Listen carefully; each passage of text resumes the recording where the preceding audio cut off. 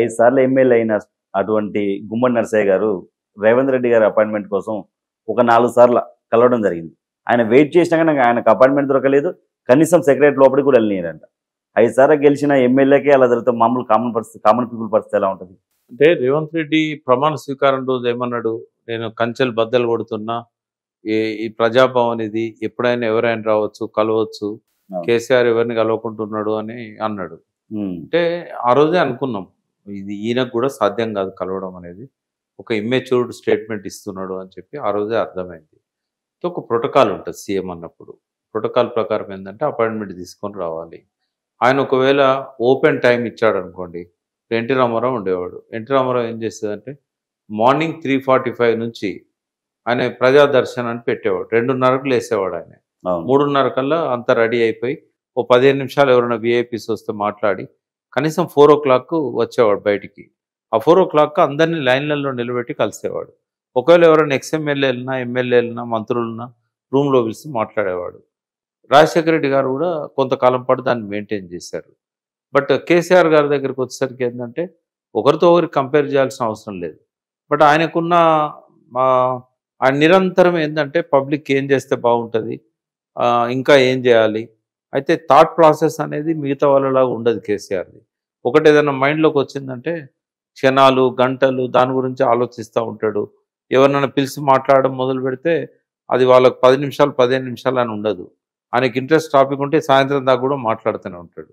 అయితే అట్లా ఏకాగ్రతతోని, ఒక నిబద్ధతతోని ఆయన దానికి ఇంపార్టెన్స్ ఇచ్చినంతగా విజిటర్స్కి ఇవ్వకపోయేది.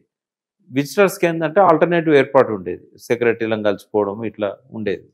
ఇంకోటి ఏంటంటే ఒక ఎక్స్ఎమ్మెల్యేగా తను వచ్చినప్పుడు ఒకవేళ నిజంగానే అపాయింట్మెంట్ తీసుకొని వచ్చి ఉంటే ఆయన వీలు కానప్పుడు ఆయనకి ఇన్ఫామ్ చేయాలి, నేను ఉండట్లేదు, వాళ్ళ సెక్రటరీస్ ఆయన మీరు అపాయింట్మెంట్ మీకు ఇచ్చాడు కానీ ఆయనకు అదే సమయానికి వేరే ఇంపార్టెంట్ వర్కౌట్ వచ్చింది, మీకు ఇవాళ కుదరదు, మళ్ళీ ఒక రోజు రండి అని చెప్పాలి. ఒకవేళ అట్లా 3-4 సార్లు ట్రై చేసినా ఇవ్వట్లేదు అని అనుకుంటే ఆయన ఎందుకు ఇవ్వదలుచుకోలేదో లోపల ఏదో ఉండి ఉంటుంది. ఒకవేళ అపాయింట్మెంట్ తీసుకోకుండా గుమ్మడి నరసయ్య గారు పోయారనుకోండి, అపాయింట్మెంట్ తీసుకోకుండా పోతే దొరకలేదు అనడం కరెక్ట్ కాదు. నువ్వు అపాయింట్మెంట్ తీసుకున్నాక ఇవ్వలేదు అని అంటే సరైన కారణం చెప్పలేదంటే రేవంత్ రెడ్డి గారిని తప్పట్టు.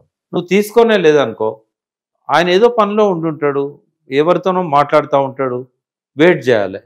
4 గంటలు వెయిట్ చేసినా ఇవ్వలేదు అనుకున్నప్పుడు మళ్ళీ ఒకరోజు నేను వస్తానని ఫిక్స్ చేసుకొని పోవాలి. అంటే ఎట్లా ఉంటుందంటే ఇది మనము ఒక ప్రోటోకాల్స్ను ఫాలో కాకపోతే సీఎంను తప్పట్టడానికి ఉండదు. ఇంకోటి ఏంటంటే రేవంత్ రెడ్డి గారికి కూడా ఆయనకు 24 గంటలు సరిపోదు. ఎందుకంటే ఒక సీఎంగా చాలా సమస్యలు ఉంటాయి ఒక రాష్ట్రాన్ని నడపాలి అని అన్నప్పుడు. కేసీఆర్ని అయితే ఆయన తప్పు పట్టాడు కానీ తనకు అధికారంలోకి వచ్చినాక తెలిసి ఉంటుంది, నేను అనవసరంగా కేసీఆర్ని తప్పట్టాను. గతంలో గద్దర్ గురించి ఇలా మాట్లాడేది కదా సార్. అంటే గద్దర్ది డిఫరెంట్ ఇష్యూ.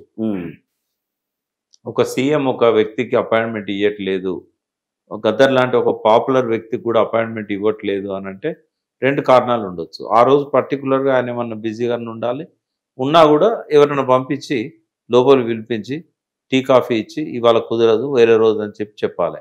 బట్ ఆయనకు ఇన్ఫర్మేషన్ పోయినట్టయితే ఎందుకు ఇవ్వలేదు, దట్ ఈస్ డిఫరెంట్ థింగ్.